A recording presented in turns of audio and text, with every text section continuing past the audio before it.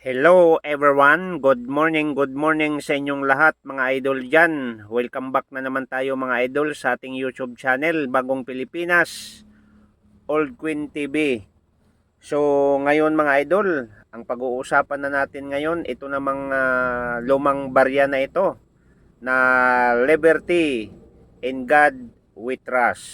Yan mga idol, yan ang titingnan natin mga idol kung itong barya na ito mga idol ba ay mataas po ang kanyang value ngayon sa market. Yan ang pag-uusapan natin mga idol. Pero bago tayo magpunta doon mga idol, nais ko po kayong anyayahan kung kayo ay baguhan pa lang po sa aking YouTube channel.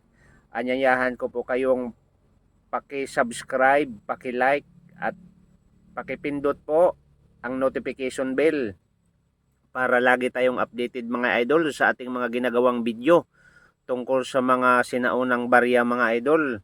So ngayon mga idol, ang ating pag-uusapan itong barya na ito na kung saan mga idol ay napakataas po ang kanyang value. So itong barya na to mga idol, ang pangalan po nito ay $1 sa Kagawiya. Yan ang pag-uusapan natin mga idol, kasi itong barya na to mga idol, minsan po ito ay napalabas na po ito sa GC Kasuho, no? At itong barya na to mga idol ay kahit saan natin tingnan sa mga market ngayon o sa bilihan sa online, medyo mataas na po ang kanyang value dahil mahiwaga itong barya na to mga idol. Makikita nyo na isang Amazona na may nakalagay po sa kanyang likuran po ay isang sanggol, no? Mga idol, huwag kalimutan i-like, suportahan ang ating YouTube channel, Bagong Pilipinas, Old Queen TV. So, mga idol, itong barya na to ay tinatawag na Sacagawea, no? No date, no mid-mark. So, hindi malaman mga idol kung ano ba talaga tong barya na to, no? Super double ito mga idol, na talagang napaka mahal nitong barya na to. Wala na nga siyang date, wala pang mid-mark kung saan po ginawa. So, ibig sabihin mga idol, tinatawag po ito sa mga collectors, the Golden Queens, no? Medyo mataas po ang kanyang value, pero ang ating pag-uusapan ngayon mga idol, yung tamang presyo lang, no? Tamang presyo lang. Pero pag pupunta doon sa auction mga idol, $1,000,000 ang pinag-usapan sa baryang ito. Kaya nga kung mayroon kang ganitong uri ng barya mga idol, ay itago mo na at pwede mong ibenta sa mga bumibili ng mga iba't ibang collectors, at wag lang sa mga collectors na mga masyado lang binabarat ang ating mga barya. Okay mga idol, ang coins na to mga idol ay ang value po niya ay $1. At ang kanya pong timbang ay 8.1 grams. Ang kanyang diameter ay 26.49 mm.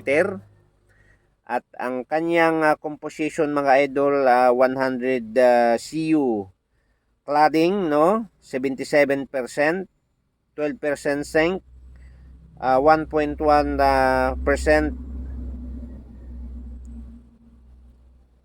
no, nickels, no, overall 88.5% mga idol, no? So mga idol, punta na tayo doon sa baryang ito, kung ito ba yung barya na to ngayon mga idol ay mayroon bang value.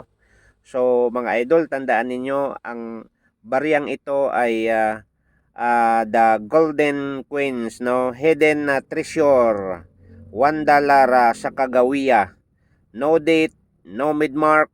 Ang tanong, mayroon bang presyo sa market? Yes mga idol, kasi binibili ito mga idol ngayon sa mga collectors, no? And may collectors mga idol at bumibili ng 1,200. May collectors mga idol bumibili ng $600 and $500. And ang medyo malaki-laki mga idol na bumibili is mayroong $1,500 mga idol, and mayroong $2,499.99 mga idol ang halaga. Pero mayroon pang mas malaki mga idol, baka hindi na kayo maniniwala noon mga idol, pero pa-check na lang din mga idol ang ating mga onlines, no, kung magkano po talaga ang bilihan nito. Ang atin mga idol, yung tamang presyo lang. So mga idol, Maraming salamat. Ulitin ko, shout out sa lahat ng mga taga-subaybay sa aking YouTube channel. Sana wag tayong magsawa sa pagsuporta sa ating YouTube channel, Bagong Pilipinas, Old Queen TV mga idol. Thank you so much and see you the next video.